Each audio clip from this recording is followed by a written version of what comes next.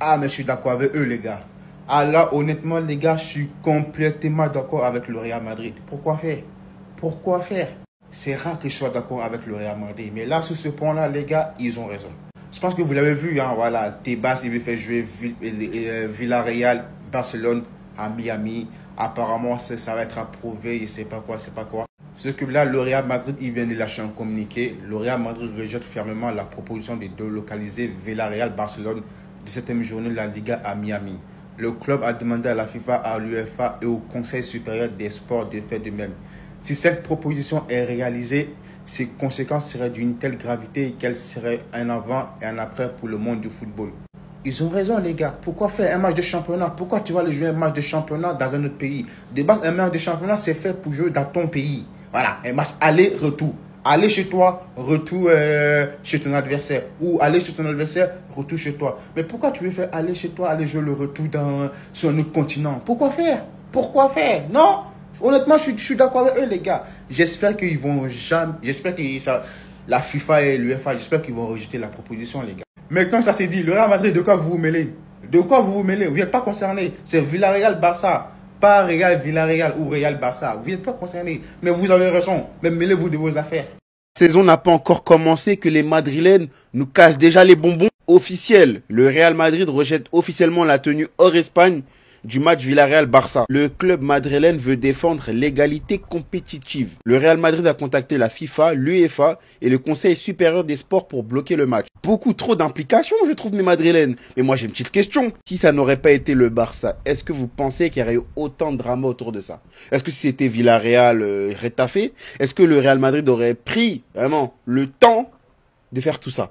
Je pense qu'on connaît tous la réponse, mais vous me direz c'est le jeu et je comprends. Ils ont raison. Techniquement, ils ont parfaitement raison. Maintenant, on sait que c'est les concurrents, ils vont tout faire pour nous rendre fous. Je pense que les rôles, s'ils avaient été inversés, le Barça, franchement, ils auraient même pas mis leur tête de... Ça change absolument rien pour eux, c'est pas eux qui font le déplacement ou quoi. Et si c'est dans le règlement de la Liga et que le Barça compte enfreindre, bah, ils ont raison de se plaindre. Maintenant, j'ai envie de dire Florentino Pérez, concentre-toi sur ton équipe avec Xabi Alonso.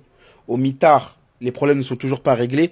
Ou ils viendraient nous casser la tête à nous pour un match dans lequel t'es même pas concerné de base. Attendez. Côté Barça, on dirait bien qu'aujourd'hui l'équipe gagnante elle a fait débat auprès de certains parce que limite c'est parti en chambrage sur Instagram. Donc l'équipe en question, comme vous le voyez sur la photo, c'est Gavi, Yamal, Koundé, Olmo, Joan Garcia, Gérard Martin, Drew et Guy Fernandez. Maintenant, après avoir gagné, faut savoir que Gavi a mis la photo sur Instagram et il a écrit ça: j'adore battre Frenkie, Balde, Araújo, mais surtout Pedri et Eric. Et juste en dessous, on a Lamine Yamal qui écrit ça: Pedri, quand tu gagneras, j'aurai une barbe, avec l'emoji du cœur brisé et les emojis qui rigolent. Et dans l'équipe perdante, du coup, on a Pedri et Eric Garcia qui ont répondu. Donc Pedri en premier, il a dit: la différence de but n'existait pas il y a longtemps. Arrêtez de tromper les gens, allez. Et on a Eric Garcia qui a dit: hahaha, dis la vérité sur la façon dont tu as gagné, juste en pleurant. Honnêtement, l'ambiance au Barça, j'aime trop. Ça se chambre et tout sur les réseaux pour rigoler. Et la vérité, c'est trop marrant en fait. À part ça, comme je l'ai dit en début de vidéo, dans l'équipe gagnante, il y avait Olmo. Et concernant Olmo qui avait eu une gêne il y a quelques jours, on a eu une bonne nouvelle. Dani Olmo s'est complètement remis de ses problèmes physiques. Donc ça, c'est vraiment top à quelques jours de la reprise. Et on espère pour lui qu'il va réussir à enchaîner. Parce que de l'autre côté, son concurrent direct, il est en feu. Bref, sur ce coup-là, je suis totalement d'accord avec le Real Madrid. Pour ceux qui ont raté l'info, depuis quelques jours, la Liga a prévu d'organiser le match Villarreal-Barça à Miami, avec, je précise, l'accord des deux clubs, en sachant que c'est un match de Liga et qu'en plus de ça, Villarreal devait normalement jouer à domicile. Et vis-à-vis de tout ça, le Real Madrid a mis un communiqué. Le Real Madrid s'est fermement opposé à la proposition de jouer le match Villarreal FC Barcelone en dehors de l'Espagne, arguant que cela viole le principe de réciprocité territoriale, perturbe l'équilibre compétitif et porte atteinte à l'intégrité sportive. Le club souligne que tout changement de ce type doit être approuvé à l'unanimité par tous les clubs participants et être conforme aux réglementations nationales et internationales. Et du coup, pour s'opposer à tout ça, le Real Madrid va demander à la FIFA de ne pas autoriser le match sans le consentement de tous les clubs. Ils vont exhorter l'UEFA de faire pression sur la RFEF pour qu'elle retire ou rejette sa demande, en citant sa position de 2018 contre les matchs nationaux à l'étranger sans justification exceptionnelle. Et ils vont demander au Conseil supérieur des sports de refuser l'autorisation administrative sans consentement unanime. Comme je l'ai dit en début de vidéo, je suis totalement d'accord avec le Real. Le fait d'aller jouer un match de Liga à Miami juste pour de l'argent, pour moi, ça sert à rien. Et surtout, ça n'a aucun sens. Même si on va pas se mentir, dans l'histoire, le Barça est plus gagnant que Villarreal. Parce que du coup, c'est Villarreal qui perd son match à domicile en Espagne comme d'habitude. Et pour le Barça, on va juste jouer à l'extérieur. En tout cas, Tebas, quand j'y pense, c'est quand même un sacré clown. Parce qu'en Liga, il y a déjà des problèmes plus importants à régler. Comme par exemple le fait qu'on soit en 2025 et qu'il n'y ait toujours pas la goal line. Et de son côté, au lieu de régler tout ça, il préfère délocaliser des matchs de Liga à Miami. Bref, en tout cas, n'hésitez pas à me donner vos avis dans les commentaires, histoire de savoir ce que vous en pensez. Et moi, je lirai tout ça.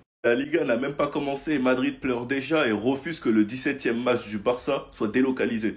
Après la chaîne télé du Real qui parle du fait que le Barça ait plus de temps pour se préparer. La terrible nouvelle aujourd'hui que la RFEF communique que les désignations arbitrales seront désormais annoncées un jour avant chaque match, contre 48 heures auparavant. Cette mesure vise à éviter les potentielles pressions des clubs envers les arbitres. On sait tous ils parlent de qui. Car il n'y a qu'un club qui a une chaîne télé qui s'amuse à mettre la pression sur l'arbitre, jusqu'à l'harceler et le faire pleurer. Enfin bref. Maintenant, le Real Madrid n'est pas du tout d'accord pour que ce match se joue à l'étranger, le match Barça-Villarreal. Et personnellement, les gars, je taquine, mais sur ce point-là, je comprends tout à fait le Real, parce que de base, le Barça devait jouer un match à l'extérieur contre Villarreal. Finalement, ils vont jouer aux États-Unis, sachant que c'est censé être un gros match de Liga, donc au final, celui qui est avantagé, c'est le Barça. Même si le but de ce match est de faire connaître le championnat à de nouvelles horizons, ça ne change pas le fait que c'est moins équitable pour les autres équipes, et notamment pour nos rivaux. Donc je comprends tout à fait leur rejet. Reste à voir comment ça se passera. Que Barcelone a accepté, Villarreal a accepté, la Liga et Tebas ont accepté. La Fédération espagnole de football a accepté. Le Real Madrid a refusé et il manque la FIFA et l'UEFA. Et c'est à ce niveau-là que le Real veut faire barrage. Si même à l'entraînement ça commence à chambrer avec Gavi qui se moque des perdants, ils vont commencer à jouer les matchs d'entraînement encore plus sérieusement pour pas faire partie de l'équipe perdante. Et Lamine Yamal, les gars, c'est un gamin. Il vient sous le poste et il dit quand tu gagnes j'aurai une barbe en identifiant Pedri. La différence de but n'est plus là depuis longtemps. Arrêtez de tromper les gens, allez. Après Eric a dit dites la vérité de comment vous avez gagné. Donc maintenant ce qu'on attend c'est le prochain entraînement avec la prochaine équipe gagnante. En tout cas les gars, le groupe il vit hyper bien. Il y a juste un petit truc qui me tracasse personnellement, c'est les enregistrements. J'espère vraiment qu'on n'aura pas de problème cet été. Ce qui est sûr c'est que les joueurs finiront par être enregistrés. Dans les délais, ça je ne sais pas. J'ai peur qu'avec Rashford, ça nous fasse comme Koundé, comme Olmo, enfin bref. Olmo qu'on a aperçu dans l'équipe gagnante est donc de retour. Il s'est entraîné aujourd'hui. Et franchement les gars, on va pas se mentir, c'est une bonne nouvelle. Sachant qu'il y a une concurrence très intéressante à suivre entre lui et Fermin Lopez. Beaucoup en terre Dani Olmo les gars, mais je vous le dis, si Dani Olmo a du rythme et au niveau, il est très très fort, faut pas le négliger.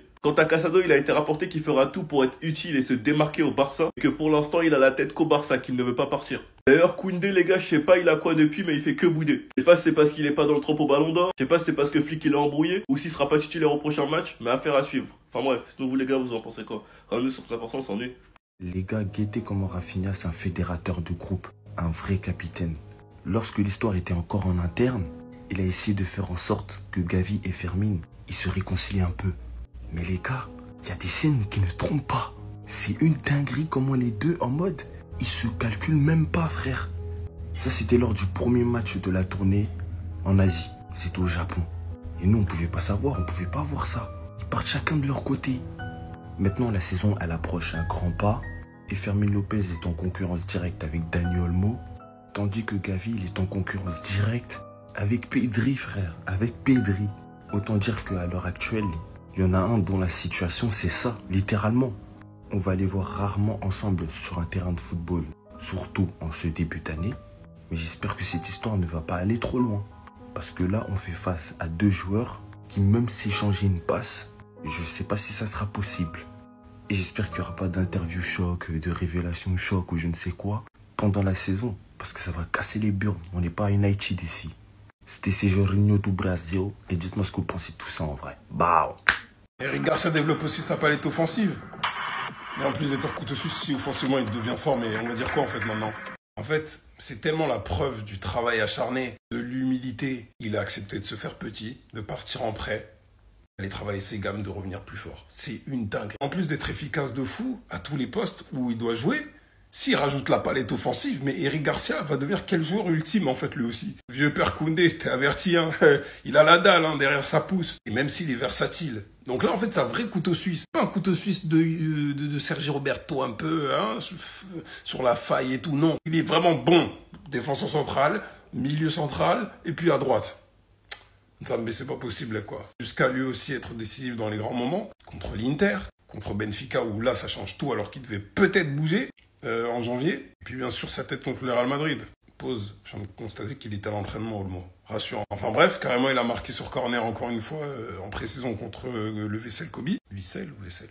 Vissel, wesh. Alors que chef, t'aurais peut-être pu avoir un doublé, t'as raté une dinguerie, vraiment, on va pas revenir sur ce match. Mais s'il rajoute l'élément offensif à sa palette, waouh, waouh, waouh, hein. Eh ben, j'ai hâte. Ils ont dit que Hansi Flick il veut rencontrer Deco. Deco, moi aussi je veux te rencontrer.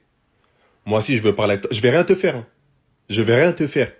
Moi aussi je veux parler avec toi. Je veux parler avec toi au nom de tous les Barcelonais. Moi j'ai des choses à te dire. Hansi Flick il peut pas te dire. Hansi Flick ça se voit c'est un bon gars, il peut pas te dire. Moi, j'ai des choses à te dire qui sont là, pour de vrai. Je veux savoir ton fonctionnement. Je veux essayer d'analyser si tu es avec nous ou si tu n'es pas avec nous. Si tu es avec nous, trouve des solutions pour trouver un défenseur central cet été. Mais si tu n'es pas avec nous, on va savoir, on va comprendre. De toute façon, on commence à capter ton jeu. T'es bizarre. Ce qui est bon, tu veux qu'il parte. J'entends Casado, il doit partir. Olmo, il doit partir. Mais c'est Araujo qui nous tue tous les ans. J'entends pas ça. Donc, moi, Deco, moi, je veux te rencontrer. Quand il y a les appels de Juve pour Léao, Araujo, tu vois pas. Moi, je veux te rencontrer. Si tu veux même, je bosse avec toi. Moi, je vois les choses, je te dis, je t'informe. Comme ça, même, je te guette ce que tu fais. Parce que ce que tu fais, c'est pas bon pour nous. Tu joues sur nous. Nous, ça, c'est pas bon. Nous, notre santé, elle est là. Le Barça aura du mal pour inscrire ses 3 nouveaux joueurs, Rashford, Garcia, Rooney Bardi. C'est Mundo Deportivo qui en parle, j'espère qu'il se trompe. Marcus Rashford devrait manquer le match contre Mallorca en raison de problèmes d'inscription. La priorité est d'inscrire Johan Garcia, dont l'inscription est également incertaine. Sachant que Johan Garcia, après le Gamper, l'a lui-même dit, mon inscription, le club me transmet de la tranquillité, j'espère que tout ira bien. Notre match de Liga, c'est samedi, on est mardi, nous avons encore du temps, donc tranquille. Pas de panique, sachant qu'avec le rapport médical de Ter Stegen, ça devrait arranger les choses. Mais si c'est encore à cause d'un blessé qu'on réussit à enregistrer notre joueur, c'est que la direction se fout de notre gueule. On attend toujours la confirmation concernant les loges VIP, on n'est toujours pas au 1 pour 1. S'il y a bien une chose que j'ai pas envie de faire, c'est de donner raison à Nico Williams. Parce que si nos recrues ne sont pas enregistrées avant le début de la Liga, ça voudra dire une chose, que Nico Williams a fait le bon choix, que Nico Williams avait raison, que le pressing sur Nico Williams est officiellement annulé. Car pourquoi on va presser un joueur qui voulait des garanties d'être enregistré, qui les a pas eu, et au final les joueurs qu'on a recrutés ne sont pas fait enregistrer dans les temps. Le pressing sera annulé. Donc j'espère vraiment que tout est faux, que Laporta sait ce qu'il fait, parce qu'on passera encore une fois pour des clowns et j'ai pas trop envie. Enfin bref, sinon vous les gars, vous en pensez quoi? Ramenez sur 5%, on s'ennuie. Lewandowski a lâché une interview, ce qui concerne sa carrière, la Yamal Ballon d'Or aussi, son rôle de mentor au FC Barcelone, bref on en parle tout de suite. Juste avant, j'aimerais rappeler quelque chose. Il nous a tous choqués en venant en fait. Une période où c'était tellement chaud.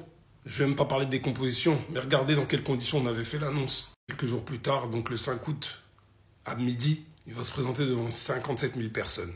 Enfin bref, voici ce qu'il a dit concernant Lamine Yamal. La saison de Lamine Yamal a été incroyable, il lui reste beaucoup de temps, si ce n'est cette année, peut-être l'année prochaine. Rafinha a également fait une saison incroyable, nous avons des joueurs qui pourraient être favoris pour gagner ce prix. Logique. Concernant le premier entraînement, il est revenu aussi de Lamine Yamal à 15 ans. Le premier entraînement de Lamine Yamal, je n'arrivais pas à y croire car je n'avais jamais vu un tel joueur à cet âge-là. Je pensais que c'était impossible à 15 ans. Il a déréglé le marché. Concernant son rôle de mentor envers les jeunes, il a déclaré également « J'ai compris que je ne peux pas rivaliser avec les jeunes sur certains points, mais je peux les aider et ils peuvent aussi m'aider. J'apprends beaucoup avec les jeunes, pardon. Ils t'aident à faire des teintures, toi tu les aides à gagner. Voilà, mentalité de vainqueur, il va beaucoup me manquer la saison prochaine. Waouh. Enfin, concernant sa carrière, il a déclaré en fait ne pas regretter de ne pas être allé en PL. Quand il fait l'analyse de sa carrière, en fait, il se rend compte que il est très fier de sa carrière. Donc à Barcelone, première saison, Pichichi, vainqueur de la Liga et la Supercoupe. L'année compliquée avec la blessure en début de saison, puis en plus le style de Xavi. Bref, je vais revenir sur cette année. Là, en février, je crois, fin de février, début mars, 34, il fait mieux que sa première saison. On a tous des buts marquant Lewandowski, je pense. Ce crochet-là, il marque derrière. Le poster contre le Real Madrid de la tête. But de 9 qui va se créer tout seul en sortant du marquage contre le poitrine. But derrière. Giron, où il a réussi à mettre ça entre les jambes et marquer. Bref, un but de renard des surfaces. Ou même encore contre Valence. Et puis même la Sociedad. Bref, il y a trop de buts. Il va vraiment nous manquer. Il faut gagner la Ligue des Champions pour lui, pour le football. Obligé.